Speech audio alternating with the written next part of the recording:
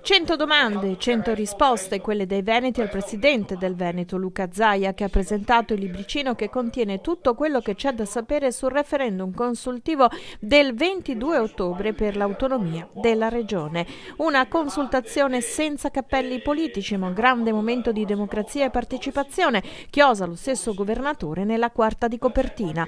Una pubblicazione del comitato vota sì al referendum, del resto Zaia è ovvio che si spenda per il sì.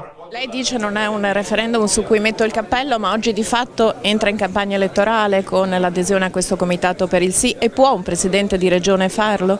No, io non ho fatto nessuna adesione a nessun comitato e ringrazio questo comitato che, come gli altri che stanno lavorando, che si è adoperato addirittura per raccogliere 100 domande, e dico 100, dei cittadini, che sono le domande più frequenti rispetto al referendum. E mi hanno detto: vuoi rispondere alle 100 domande? Ho accettato, per cui questo libro ha le 100 domande raccolte con le mie 100 risposte. È una regione che non punta solo a mantenere le tasse in casa propria, ma è una regione che ha capito che dove gestisce direttamente le competenze eccelle. Faccio un esempio: noi gestiamo direttamente la sanità, abbiamo una delle prime sanità a livello internazionale, sicuramente la prima a livello nazionale, lo dice il governo, non lo diciamo noi. Dove invece il governo gestisce le sue competenze qui in Veneto, insomma qualcosa langue. Pensate alla scuola, che dopo qualche mese dalla sua apertura i bimbi aspettano ancora gli insegnanti. Il Veneto come la Catalogna, ma con obiettivi diversi. Sostengo il popolo catalano che sta dicendo in queste ore, io li conosco bene, una frase importante. Molti che non sono indipendentisti a Barcellona dicono, io ve la dico in italiano, io vado a votare per la democrazia. Ormai si è superato anche il problema della partita indipendentista, la democrazia, perché il popolo vuole scegliere il proprio futuro.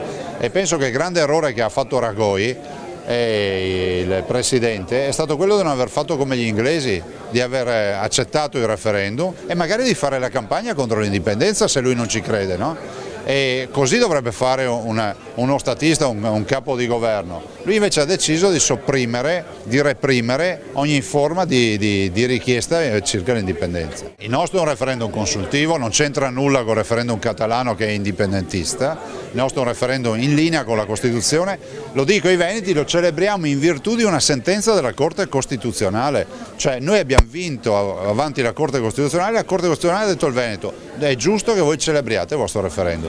Quindi i veneti sono chiamati ad andare a esprimersi, spero lo facciano tutti. Dove? Diciamolo dove? Presso i seggi dove comunemente si va a votare, perché è un'elezione ufficiale.